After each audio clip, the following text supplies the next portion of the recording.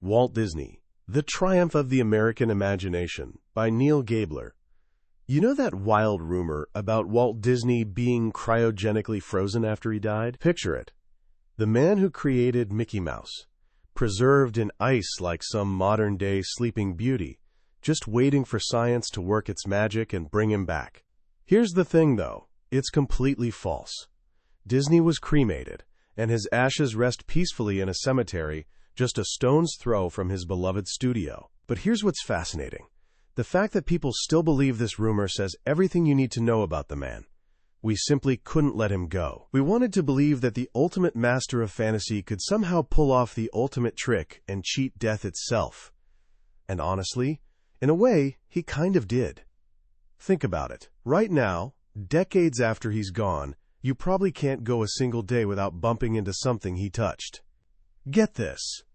In the year he died alone, roughly 240 million people watched a Disney movie, 100 million tuned into a Disney TV show every single week, and nearly 7 million people walked through the gates of Disneyland. This wasn't just some guy who drew cartoons. He was a cultural earthquake who reshaped not just America, but the entire planet. He took animation, which was basically a throwaway novelty at the time, and transformed it into genuine art that could make you laugh, cry, and feel things deeply. He didn't just sketch Mickey Mouse. He gave that little rodent a soul. With films like Snow White, Pinocchio, and Bambi, he taught generations that goodness and willpower are the only currencies that truly matter in this world. Then he went and completely reimagined what it meant to have fun. Before Disneyland, amusement parks were basically chaotic collections of rusty rides and rigged carnival games. Disney imagined something revolutionary, a fully immersive experience that wasn't just a place you visited, but an entire world you could step inside.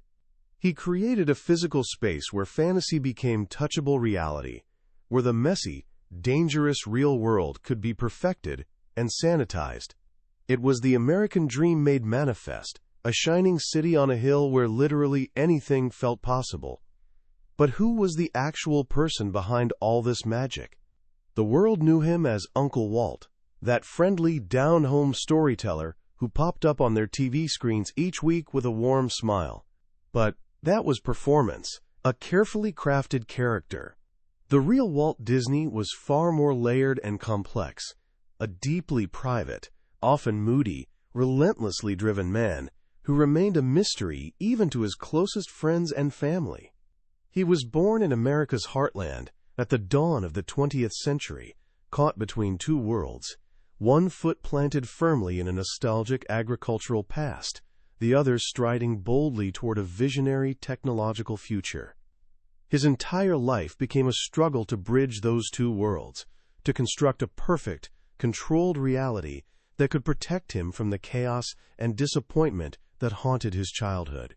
From his earliest sketches in a tiny Missouri town to his grandest blueprints for a city of tomorrow, everything he built was an attempt to make his dreams tangible, and by extension, to make all of our dreams come true too. In this journey together, we're going to peek behind the curtain and meet the real man.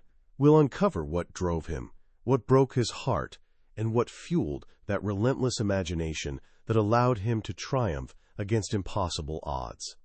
By the end, you won't just understand Walt Disney, you'll understand the very essence of American imagination itself. And you'll realize that the greatest story he ever told might just have been his own. To really get Walt Disney, you've got to start not in some glamorous Hollywood studio, but out on the rough-and-tumble frontier of the 19th century with a man named Elias Disney. Elias was tough as nails, shaped by the harsh discipline and crushing disappointments of a life spent chasing success that always seemed to slip through his fingers just when he could almost taste it. He came from a long line of ambitious, restless men who'd crossed oceans and continents searching for something better. But despite all their striving, the Disney family never quite hit the jackpot. Elias tried farming in Kansas, but the brutal climate and backbreaking work hardened him into stone. He chased fortune in Florida's orange groves, only to watch a devastating freeze destroy everything overnight. Finally, he dragged his family to Chicago, hoping to catch on as a carpenter for the massive Columbian Exposition. It was there, in a small wooden cottage on a primitive, unpaved street, that Walter Elias Disney entered the world on December 5, 1901. But the city, growing rougher by the day, terrified Elias. He became convinced it would corrupt his sons. So in yet another act of escape, he packed up the family and moved them to a small farm in Marceline, Missouri. For young Walt, Marceline was nothing short of paradise. After the crowded, smoky nightmare of Chicago, the farm felt like stepping into a storybook. He spent sun-drenched days herding pigs, riding an old horse named Charlie through fragrant orchards, and fishing in Yellow Creek with a stick and some string. It was here, in this picture-perfect small town that looked exactly like a small town should look, that Walt first discovered the magic of community. Neighbors actually helped each other. Families gathered together for threshing season. His Uncle Mike, a train engineer, would roll into town with a striped bag bulging with candy for the kids. And it was in Marceline that Walt's artistic talent first began to bloom. His Aunt Margaret brought him drawing tablets and pencils whenever she visited, making him feel like a genuine boy wonder. An elderly neighbor, Doc Sherwood, became an unexpected mentor when he praised a sketch Walt had drawn of his prize stallion Rupert. That simple moment of encouragement became, in his brother Roy's words, the highlight of Walt's life. Art became his first great escape, a private universe he could shape and control entirely on his own terms. But paradise never lasts. Elias, despite working himself half to death, had absolutely zero talent for farming. Money troubles piled up, and a bitter, explosive argument with his two oldest sons, Herbert and Ray, ended with them running away from home. Finally, in 1911, the family was forced to sell the farm and move to Kansas City. If Marceline had been a dream, Kansas City was a brutal wake-up call. The family's new life revolved around a grueling paper route that Elias had purchased. Starting at age 9, Walt became a slave to that route. He'd drag himself out of bed at 3:30 in the morning to deliver papers in bitter cold and driving snow, stumble home for maybe an hour of sleep, zombie through school, then leave early to deliver the afternoon edition. He had virtually no time to be a kid, and received almost nothing for his endless labor. The experience scarred him so deeply that for 40 years afterward, he'd wake up in cold sweats from nightmares about missing customers on his route. The paper route, combined with constant money problems, seemed to turn his father into someone even harder and meaner. Elias, who'd once been a dreamer himself, became this sullen, angry man with a hair-trigger temper. Walt, by contrast, was cheerful and fun-loving, a natural prankster who loved making people laugh. This clash in personalities created a canyon between them. Father and son barely spoke, and Walt frequently found himself on the receiving end of his father's rage. His real family, he'd later say, was the family of his friend Walt Pfeiffer, who lived just 2 doors down.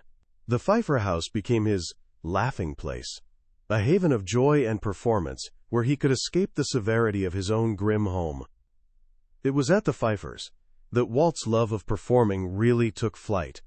He and Walt Pfeiffer formed a comedy duo called The Two Bad Walters and started entering talent contests at the local theater. They became obsessed with Charlie Chaplin films, studying his every gesture and weaving his techniques into their own routines. For Walt, that applause was like tasting blood for the first time as a lion. He was hooked. Entertainment became his new escape route. But drawing remained his most powerful refuge.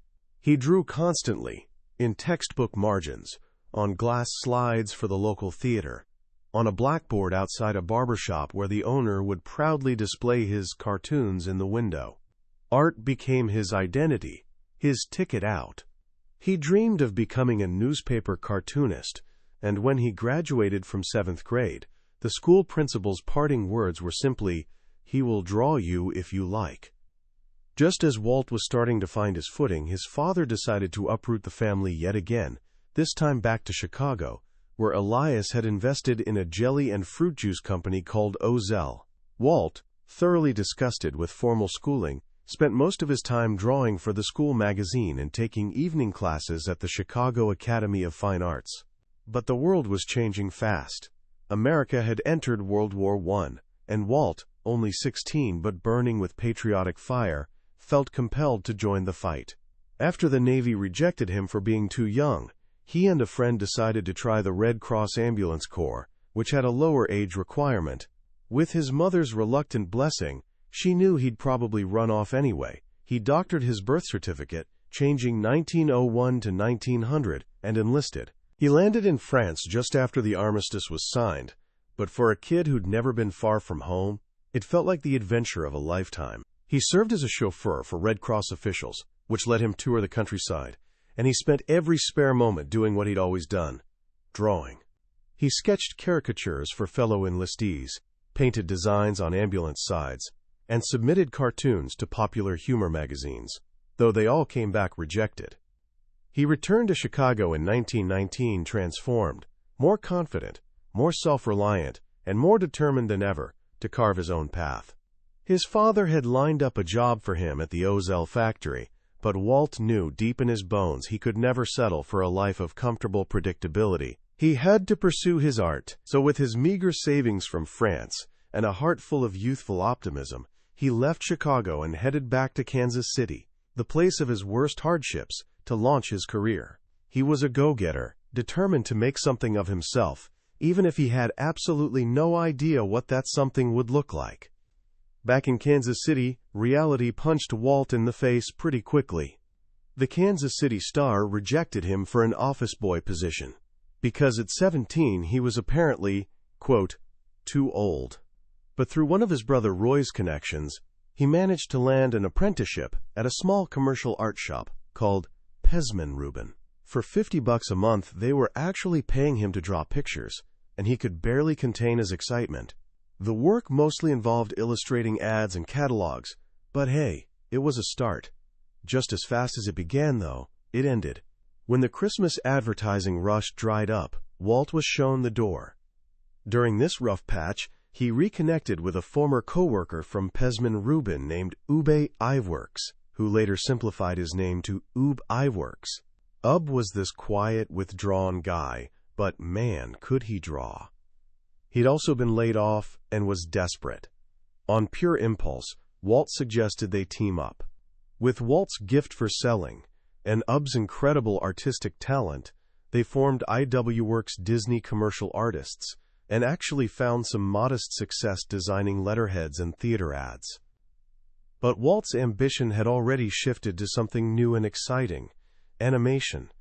The Kansas City Slide Company, which cranked out short animated advertisements for movie theaters, was hiring, and Walt, sensing an opportunity to learn this mysterious craft, jumped at a job there for $35 a week. Ub followed soon after, and their little firm quietly dissolved. The animation at the Slide Company was pretty crude by any standard, but for Walt, it was a revelation. The trick of making things move on film, he said, is what got me. He devoured the one book on animation he could find at the library and started experimenting in the family garage, which he'd converted into a makeshift studio. Animation offered him something profound, a complete world of his own, a universe he could control absolutely. His ambition quickly outgrew the Slide Company. He started producing his own short animated cartoons, which he called laughograms, quote, for the local Newman Theater. They were rough and unsophisticated, sure, but they got noticed. He became a, quote, little celebrity, a local kid making waves. That tiny taste of recognition was enough. In 1922, at the ripe old age of 20, he walked away from the security of a steady paycheck and, with a handful of young, inexperienced artists, incorporated Laughogram Films. The new studio felt more like a fraternity house than a business. It was a place for creative work, absolutely, but also for fun and camaraderie, a space where a bunch of footloose young guys could collaborate on this thrilling new art form. It was, in many ways, Walt's first Neverland, a place where nobody had to grow up. But the dream was built on quicksand. A disastrous distribution deal left the company completely broke, and despite Walt's boundless optimism and hustle, Laugh-O-Gram spiraled into bankruptcy. He was crushed, absolutely heartbroken, but not defeated. With exactly $40 in his pocket, and a single reel of a new experimental film that combined live-action footage of a girl named Alice with a cartoon world, he did what the Disneys had always done when things got tough. He ran. He bought a one-way train ticket to Los Angeles, where his brother Roy was recovering from tuberculosis. He was heading to Hollywood, the capital of imagination, the one place where his own wild imagination might finally find a home. Hollywood, however, wasn't exactly rolling out the red carpet. For 2 long, discouraging months, Walt trudged from studio to studio, trying desperately to land a job as a live-action director, but door after door slammed in his face. In desperation, he sent his Alice's Wonderland reel to a New York distributor named Margaret Winkler, one of the few people who'd shown any interest in his earlier work. As luck would have it, Winkler was in a nasty dispute with the creator of the popular Felix the Cat cartoons and desperately needed a new series. She saw potential in Walt's quirky film and offered him a contract for 6 Alice comedies. Contract in hand but completely broke, Walt turned to his brother Roy. He practically begged Roy to leave the Veterans Hospital and help him get this thing off the ground. Roy, who'd always been Walt's protector and biggest supporter, agreed without much hesitation. With a small loan from their uncle Robert, the 2 brothers set up shop in the back of a real estate office on Kingswell Avenue and officially formed the Disney Bros Studio. Those early years were brutal. The Alice comedies found a modest audience, but profits were razor thin, and the studio constantly teetered on the edge of financial disaster. The real breakthrough came in 1927, when their distributor, now controlled by Winkler's husband Charles Mintz, lost the rights to Felix the Cat and asked Walt to create something new. The result was Oswald the Lucky Rabbit, a playful, energetic character who quickly became a genuine hit. For the first time in his life, the studio was actually making decent money. Walt and Roy built a new, bigger studio on Hyperion Avenue, hired more animators, and began seriously refining their craft. But just as quickly as success arrived, it was brutally snatched away. When Walt traveled to New York in 1928 to negotiate a new contract for Oswald, Mintz blindsided him with a devastating ultimatum. Either Walt would accept a massive pay cut, or Mintz would take the character and most of Walt's animation staff, whom he'd secretly signed to contracts behind Walt's back. To pour salt in the wound, Mintz revealed that he, not Walt, actually owned the rights to Oswald. Walt was absolutely devastated. He'd been betrayed by his distributor and stabbed in the back by his own employees. On that long, lonely train ride back to California, he had to confront a terrifying reality. He had to start completely over from scratch. According to the legend he'd repeat for the rest of his life, it was on that very train ride that he created a new character, a small, cheerful mouse named Mickey. The reality was probably less romantic. Back at the studio, he, Roy, and the one loyal animator who'd refused Mintz's offer, Ub Iwerks, huddled together brainstorming ideas for a new character, and it was actually Iwerks who designed the simple circular mouse that would soon conquer the planet. They quickly produced 2 silent Mickey Mouse cartoons, Plain Crazy and The Gallopin' Gaucho, but couldn't find any distributors willing to touch them. The entire industry was in the middle of a revolution, the arrival of synchronized sound. Walt, always quick to spot an opportunity, seized on the new technology with both hands. "We'll make them over with sound," he declared boldly. The result was Steamboat Willie, the 3rd Mickey Mouse cartoon, and the very first to feature synchronized sound and music. It premiered at the Colony Theater in New York on November 18, 1928, and the response was absolutely electric. The audience roared with laughter at things they'd never seen or heard before, and critics fell over themselves with praise. Steamboat Willie didn't just launch a star, it revolutionized animation forever. Almost overnight, Mickey Mouse became a national phenomenon. By the early 1930s, he'd become an international icon, more recognizable than most Hollywood stars, and his cheerful face appeared everywhere, on watches, toys, books, clothing, you name it. Mickey's explosive success transformed the Disney studio completely. Walt, who'd always been obsessed with quality and innovation, now finally had the resources to push animation's boundaries even further. He established an actual art school right inside the studio, where his animators could study life drawing and realistic movement, and he pioneered revolutionary new techniques, like the multiplane camera, that gave his cartoons a sense of depth and dimension that no other studio could even dream of matching. He poured all this new artistry into a series of shorts called the Silly Symphonies, which allowed his artists to experiment freely with color, music, and emotion in ways that the Mickey Mouse cartoons, with their emphasis on rapid-fire gags, simply didn't allow. The pinnacle of this creative period was Three Little Pigs in 1933, a film that not only perfected personality animation, but also gave a nation drowning in the Great Depression an anthem of hope and resilience.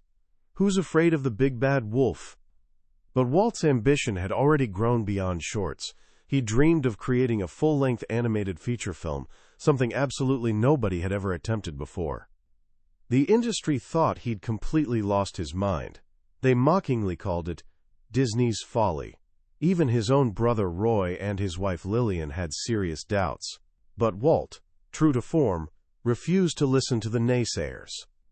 The project he chose was Snow White and the Seven Dwarfs, a story he remembered seeing performed as a kid in Kansas City. For 3 exhausting years, the entire studio labored on this film, inventing new techniques on the fly and pushing animation's possibilities to unprecedented limits. Walt became absolutely obsessed, personally overseeing every tiny detail, physically acting out scenes for his animators, and driving everyone to achieve a level of perfection they'd never before imagined possible. When Snow White premiered in December 1937, it was an absolute triumph. The audience laughed at the dwarves' antics, gasped at the transformation of the evil queen, and to Walt's immense relief, actually cried real tears during the emotional moments. It became the highest-grossing film of its era, and forever transformed how people thought about animation. It was no longer just a novelty or kids' entertainment. It was legitimate art capable of telling complex, emotionally resonant stories. In the years immediately following, the Disney studio entered what many consider its golden age, producing a stunning string of masterpieces that would become permanent fixtures of cinema history. Pinocchio, a dark, breathtakingly beautiful morality tale. Fantasia, a bold, wildly experimental fusion of classical music and groundbreaking animation. And Bambi, a lyrical, heartbreaking meditation on life, loss, and survival in the forest. But this incredible period of unmatched creativity came to a crashing halt, thanks to 2 devastating blows. The first was a bitter, divisive animators' strike in 1941 that completely shattered Walt's cherished vision of his studio as one big happy family. He felt personally betrayed by the very artists he'd nurtured and championed, and the sense of camaraderie and shared mission that had once defined the studio was irreparably broken. The second blow was World War II breaking out. The studio was essentially commandeered by the military, and for 4 long years, instead of creating magical entertainment, they cranked out training films and propaganda. Walt, who'd always carefully avoided politics, suddenly found himself making films for the government, including Victory Through Air Power, which promoted the highly controversial theory of long-range strategic bombing. The war contracts saved the studio financially and kept it afloat, but they left Walt creatively adrift and disconnected. He'd lost his moorings. The post-war years became a period of genuine uncertainty, an ongoing financial struggle. The studio produced a series of package films, collections like Make Mine Music and Melody Time, which were essentially compilations of shorts designed purely to generate revenue and keep the lights on. He also ventured cautiously into live-action filmmaking with Song of the South, a film that, despite introducing some genuine technical innovations, became mired in controversy for its romanticized, deeply problematic depiction of the Old South. It was during this period of creative drift and personal aimlessness that Walt discovered a new passion that would completely consume him for the rest of his life: model trains. It started innocently enough as just a hobby, a way to unwind and take his mind off studio problems, but it rapidly grew into a full-blown obsession. He built an incredibly elaborate railroad in his backyard, complete with a working trestle and a tunnel that ran right under his wife's prized flower garden. And he spent countless nights and weekends in his workshop, meticulously fabricating the tiny parts himself with his own hands. But the trains were way more than just a hobby. They were the seed of a much grander, more ambitious vision. During his Sunday outings with his daughters to local parks, he'd often found himself sitting alone on a bench, watching them ride the merry-go-round, thinking, "There's absolutely nothing here for the parents to do."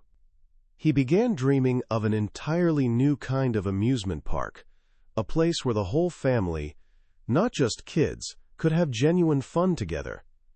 He called his dream Disneyland. It was in so many ways the culmination of everything he'd been working toward his entire life. It was Marceline's idyllic Main Street, brought to three-dimensional life, a physical manifestation of the idealized world he'd been painstakingly creating on screen for decades. It was a place of perfect order, spotless cleanliness, and comforting reassurance in a world that seemed increasingly chaotic, threatening, and unpredictable. It was, in essence, a brand new kind of utopia. To finance this seemingly impossible dream, he turned to the emerging medium of television, striking a groundbreaking deal with the struggling ABC network to produce a weekly television show in exchange for a substantial investment in his park. The show, simply called Disneyland, became an instant runaway hit, and one of its segments, a three-part series on the legendary frontiersman Davy Crockett, sparked an absolutely insane national craze. The phenomenal success of the television show, combined with the avalanche of merchandise it generated, provided the capital he desperately needed to actually build his park. Disneyland opened its gates on July 17, 1955, and despite a completely chaotic, problem-plagued opening day that became known as Black Sunday, it proved to be an immediate and overwhelming success. It became far more than just another tourist attraction. It became a genuine cultural landmark, a powerful symbol of American optimism, innovation, and imagination. But for Walt, Disneyland was never really finished. It was a living, breathing thing, a canvas he could constantly reimagine, change, and improve. It became his newest obsession, the place where he channeled virtually all of his creative energy. He was no longer just a filmmaker creating stories on screen. He'd become a visionary urban planner, an architect of entire worlds and experiences. And he had one final, impossibly ambitious vision, a working city of the future.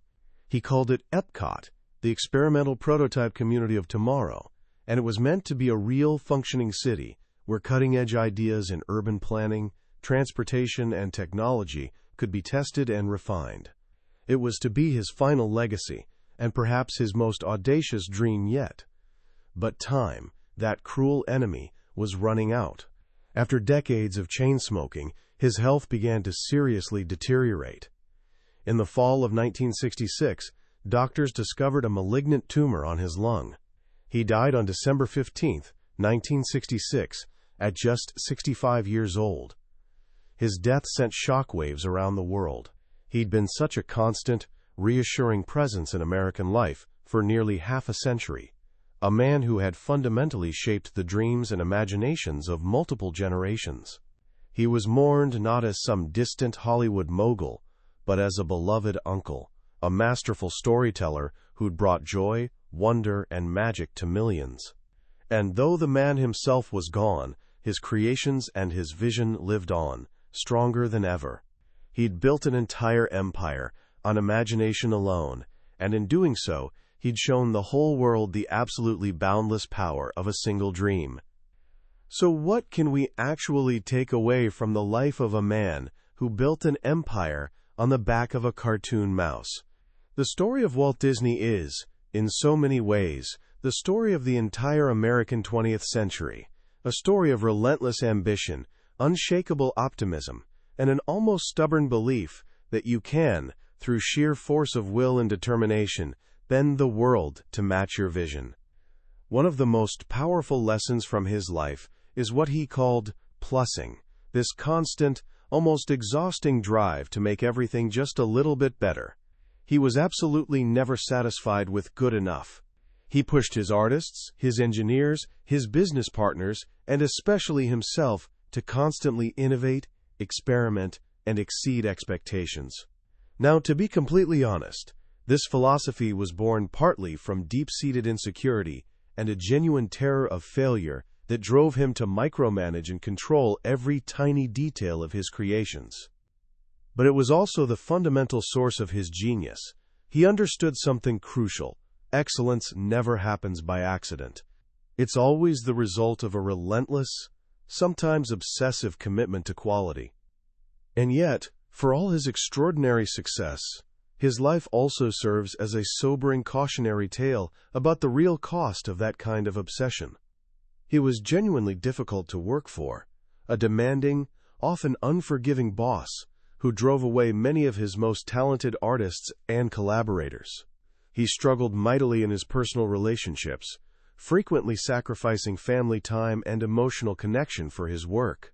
He was a man who created entire worlds filled with happiness, warmth, and harmony on screen, but who often seemed to find precious little of it in his own actual life. But perhaps the most enduring and powerful lesson from his remarkable journey is the almost magical power of a single, crystal-clear, unifying vision. He wasn't the best artist in his studio, not even close. He wasn't the best writer, animator, or even businessman.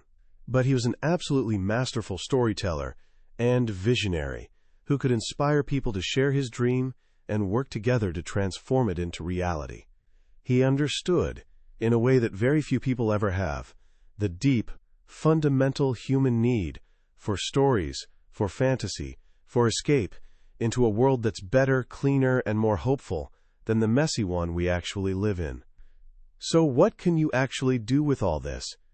First, find your own personal laughing place, that special space where you can be creative and express yourself without fear of judgment or criticism. For Walt, it was the Pfeiffer's warm living room, and later, his bustling studio. For you, it might be a journal tucked under your bed, a sketchbook in your backpack, or simply a quiet corner of a coffee shop where you can let your imagination run completely wild. Second, don't let the fear of failure paralyze you.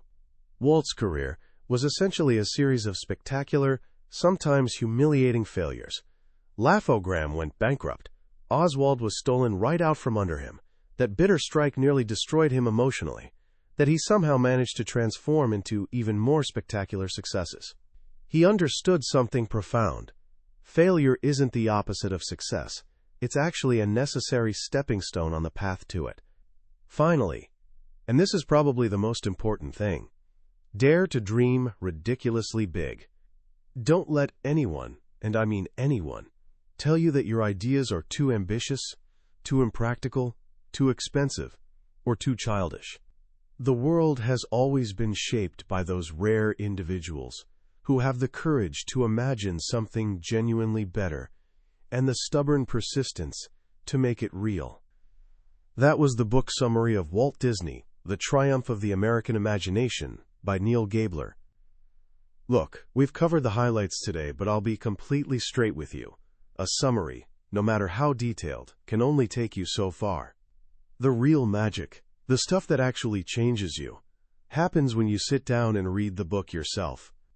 It's in those quiet, unexpected moments when a particular story, or even just a simple phrase, hits you in a way you never saw coming.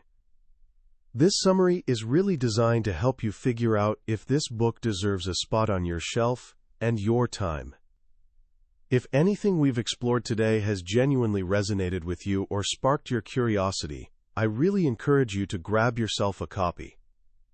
Reading it isn't just about collecting information or learning facts. It's a genuine experience that can change how you see yourself, your dreams, and the world around you. You can find a link to the book in the description below. Also, if you found this summary valuable or helpful, please consider giving it a thumbs up and subscribing to the channel. That way, you won't miss our next deep dive into another potentially life-changing book. Let's keep growing and learning together.